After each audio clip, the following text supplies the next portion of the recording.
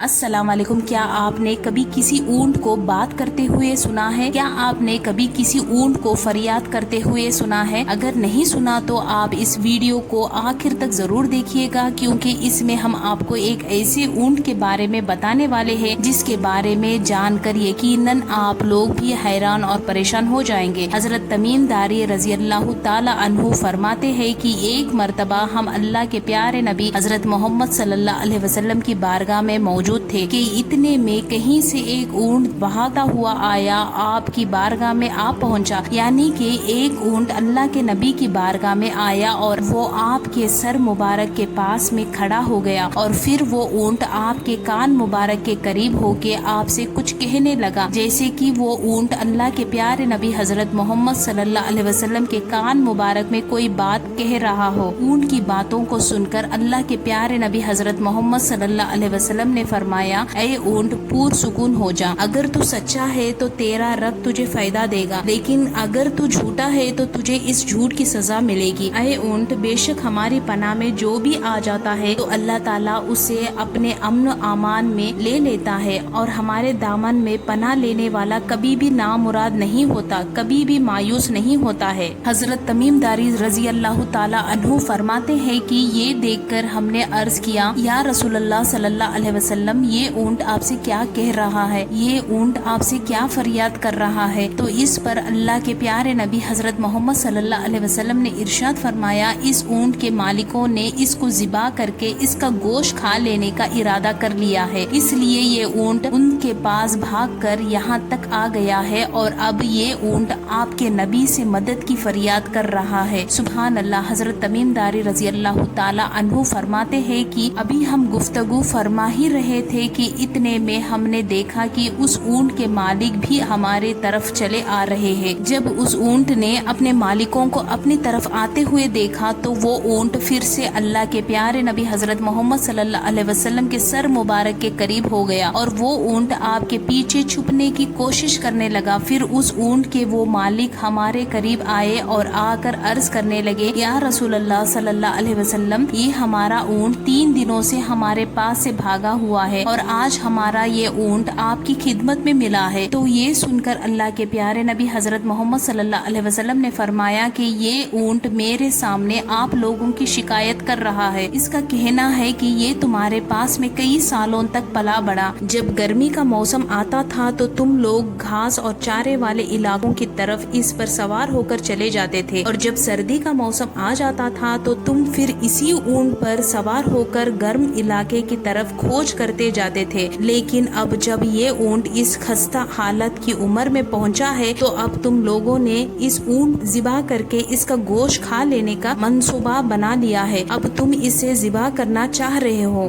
تو یہ سن کر اونٹ کے مالکوں نے عرض کیا، خدا کی قسم یا رسول اللہ صلی اللہ علیہ وسلم، یہ بات بالکل اسی طرح ہے جس طرح سے آپ نے بیان فرمائی ہے۔ یہ سن کر اللہ کے پیارے نبی حضرت محمد صلی اللہ علیہ وسلم نے فرمایا، اے لوگوں، ایک اچھی خدمت گزار کو اس کے مالکوں کی طرف سے کیا یہی جزا ہوتی ہے؟ اتنا سنتے ہی وہ عرض گزار ہوئے اور کہنے لگے، یا رسول اللہ صلی اللہ علیہ وسلم، اب ہم اس اونٹ کو نہ ہی بیچیں گے اور نہ ہی اب ہم اسے ذبح کریں گے۔ لیکن پھر آپ صلی اللہ علیہ وسلم نے ان مالکوں سے اس اونٹ کو 100 دینار میں خرید لیا، اور پھر آپ نے فرمایا، اے اونٹ، چلے جا، آج سے تو اللہ تعالیٰ کی رضا کی خاطر آزاد ہے۔ یہ دیکھ کر پھر اس اونٹ نے اپنا منہ آپ صلی اللہ علیہ وسلم کے سر مبارک کے قریب کیا، اور پھر کوئی بات آپ سے کہنے لگا۔ اونٹ کی باتوں کو سن کر اللہ کے پیارے نبی حضرت محمد صلی اللہ علیہ وسلم نے فرمایا، آمین۔ پھر دوسری دفعہ اس اونٹ نے آپ صلی اللہ علیہ وسلم کے کان مبارک میں پھر سے دعا کی تو آپ نے پھر سے فرمایا، آمین۔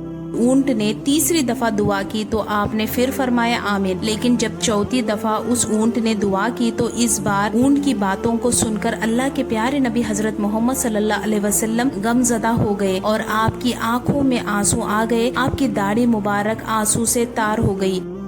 दारी रजी अल्लाह फरमाते हैं कि ये देखकर हमने अर्ज किया, या रसूल अल्लाह सल्लल्लाहु अलैहि वसल्लम, ये ऊंट आपसे क्या कह रहा है? तो ये सुनकर आप सल्लल्लाहु अलैहि वसल्लम ने फरमाया, इस ऊंट ने पहली दफा मुझसे कहा कि ऐ नबी करीम सल्लल्लाहु अलैहि वसल्लम, अल्लाह आपको इस्लाम और कुरान की तरफ से बेहतरीन जजा अता फरमाए। तो मैंने ये सुनकर कहा आमीन। फिर इस ऊंट ने दूसरी दफा कहा, ऐ अल्लाह के रसूल, अल्लाह ताला क़यामत के दिन आपकी उम्मत के दिल से खौफ को इस तरह दूर फरमाए जिस तरह से आपने मेरे दिल से खौफ को दूर फरमाया है। तो ये सुनकर मैंने फिर कहा आमीन। फिर तीसरी दफा इस ऊंट ने मुझसे कहा, ऐ अल्लाह के रसूल, अल्लाह ताला दुश्मनों से आपकी उम्मत के खून को इस तरह से महफूज रखे जिस तरह से आपने मेरे खून को महफूज रखा है। तो ये सुनकर भी मैंने आमीन कहा। मगर फिर चौथी दफा इस ऊंट ने मुझसे कहा, ऐ अल्लाह के रसूल, अल्लाह ताला आपकी उम्मत के दरमिया जंग को जदल पैदा ना होने दे। तो ये सुन मैं गमज़दा हो गया और मेरी आंखों में आंसू आ गए, क्योंकि यही दुआएं मैंने भी एक मर्तबा अल्लाह की बारगाह में की थी। उस वक्त अल्लाह ने मेरी पहले 3 दुआओं को कबूल फरमा लिया था, मगर आखिरी दुआ कबूल करने से मना फरमा दिया था। उसके बाद हजरत जिब्राइल अलैहिस्सलाम अल्लाह ताला के तरफ से मेरे पास खबर लेकर आए और कहने लगे, ऐ अल्लाह के रसूल, आपकी ये उम्मत आपस में जंग करके फना होगी। अब जो कुछ होने वाला है कलम उसको लिख चुकी है। रसूलुल्लाह सल्लल्लाहु अलैहि वसल्लम की ये हदीस मुबारक आजकल बिल्कुल सच साबित हो रही है। आज के दौर में आप नजर उठाकर देखें तो आपको हर जगह पर मुसलमान आपस में लड़ते हुए दिखाई देंगे। आज के इस दौर में आप देखेंगे कि किस तरह से एक मुसलमान दूसरे मुसलमान के खून के प्यासे बने हुए हैं और एक दूसरे का कत्ल करने में लगे हुए हैं। तरह तरह के फिरकों के नाम पर एक दूसरे की दुश्मन बने हुए हैं। जितना नुकसान आज के मुसलमान दूसरे मुसलमान का कर रहा है, उतना नुकसान तो आज तक मुसलमान का काफिरों ने भी नहीं किया होगा। इसलिए हम सबको चाहिए कि हम अल्लाह के प्यारे नबी हजरत मोहम्मद सल्लल्लाहु अलैहि वसल्लम के दामन को मजबूती से थाम ले और इन फिरका परस्ती को छोड़ दे और हम सब एक उम्मती बन जाए और आपस की नफरतों को खत्म कर दे। हम सब आपस में प्यार और मोहब्बत के साथ में रहे। इस वीडियो को आपने हर एक मुसलमान तक शेयर जरूर करें। हम मिलते हैं आपको अगली वीडियो में, तब तक के लिए अस्सलाम वालेकुम।